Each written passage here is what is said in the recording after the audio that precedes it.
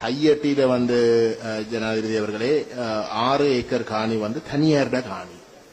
கையட்டியில தனியார்ட காணி பறிக்கப்பட்டு சட்டவிரோதமாக அதை அக்விசிஷன் செய்யாமல் பறிக்கப்பட்டு ஒரு விஹாரை கட்டியிருக்கு.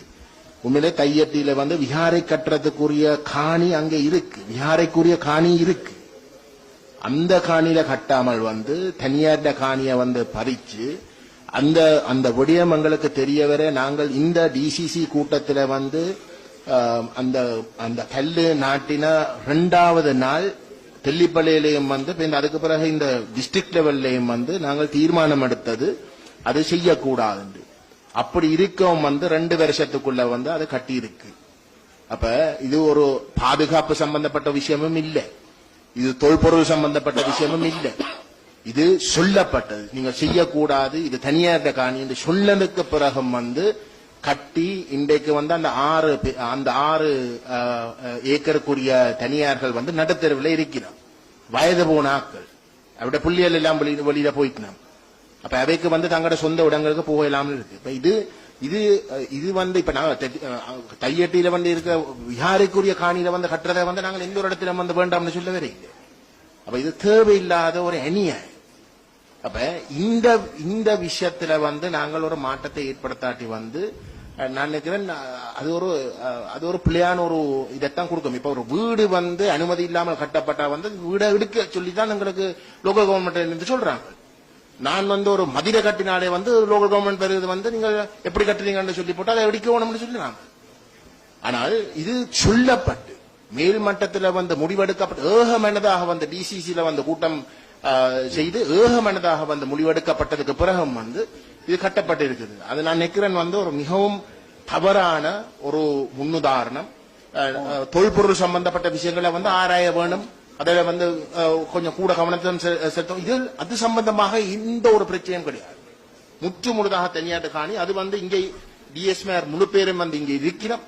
அதை உறுதிப்படுத்தி போன அரசாங்கத்துடைய காலத்தில் நான் இந்த பிரச்சனை கிளப்ப துணை பாதுகாப்பு அமைச்சர் பொய் சொன்ன கவர்னர் அப்பொழுது வேதநாயகம் ஐயா தான் நினைக்கிறேன், இல்ல அவருக்கு பிறகு ஜிஏ இருந்தவர். ஜிஏயும் தெல்லிப்பல டிஎஸ்எம் அது என்ன விஹாரைக்குரிய காணி என்று பொய்ய சொன்ன பாராளுமன்றத்தில்.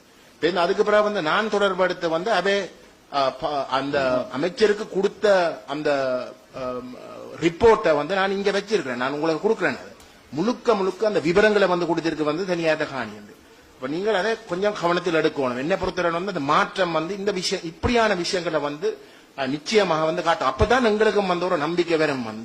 இது ஒரு இனவாதம் இல்லை, இது தாண்டி விஷயங்கள் நடக்கும் என்ற ஒரு நம்பிக்கை வரும். அதை நீங்கள் கட்டாயம் கவனத்தில் எடுக்கணும் என்று நான் தாழ்மையாக கேட்டுக்கொள்ள விரும்புகிறேன். ஜனாதிபதி அவர்களே, நாங்கள் இந்த விஹார சம்பந்தமாக நான் அந்த மக்களோட கூப்பிட்டு கதைத்தேன். அந்த மக்களோட கூப்பிட்டு கதைத்து அவர்கள் இப்பொழுது முடிவுக்கு வந்திருக்கார்கள். அந்த விஹாரை இருக்கிற காணி விஹாரை கண்டு ஒதுக்கப்பட்ட ஏற்கனவே ஒதுக்கப்பட்ட காணியை இந்த விஹாரைக்கு இப்ப கட்டியிருக்கிற அந்த காணிக்கு பதிலாக அதை தந்தால் தாங்கள் ஏற்றுக்கொள்வதாக அவர்கள் கூறுகிறார்கள். அவை நாங்கள் ஏதோ ஒரு முறையிலே ஒரு தீர்த்து விட்டால் சுகமாக அது தவறு. அதுக்கு அழிக்க ஆளுநர் அது தவறு. நாங்கள் அந்த மக்களோட தொடர்ந்து தொடர்பில் இருக்கோம். அது அப்படி இல்லை, எங்களுக்கு அப்படி இந்த ஒரு இடத்துல சொல்ல இல்லை. அது நீங்கள் அதை இன்னும் கொஞ்சம் ஆழமாக அவங்களோட கலந்துரையாடணும். நாங்களும் அந்த இடத்துல இருக்கவில்லை. அதுமேலது ஜனாதிபதி அவர்களே, இந்த தையட்டி விகாரையை வைத்துக் கொண்டுதான் இவர்கள் எப்போதுமே அரசியல் செய்து கொண்டிருக்கிறார்கள். அது நாங்கள் இந்த தையட்டி விகாரை சம்பந்தமான அரசியலை விட்டு இது மத ஒற்றுமைக்காக முடிந்த ஒரு கோயிலை இடிப்பது என்று கேட்பது முட்டாள்தனமானது. நாங்க பௌத்த மதமோ இந்து மதமோ எல்லா மதமும் சம்மதம் என்று சொல்றதுதான் இந்து மதம். ஆகவே கட்டிய அந்த விகாரையை அப்படியே வைத்துவிட்டு அவர்களுடைய நட்ட வீட்டை கொடுத்து அதுக்கு அங்காலே இருக்கிற கோயில் காணி, அதாவது விகாரை காணியை பொதுமக்களுக்கு கொடுக்குமாறு அன்போடு வேண்டுகிறேன். அதோடு இந்த தையிட்டி அரசியல் முடிந்து இவருடைய பாராளுமன்ற මේක ටිකක් වර්ධනය වෙලා තියෙන ප්‍රශ්නයක් නේ. අපි අවසන් කරගමු නේද? දැන් අපි පළමු කොටම සියලු දෙනාට ස්තුතිවන්ත වෙනවා මේ සාකච්ඡාවට සහභාගී වීම පිළිබඳව.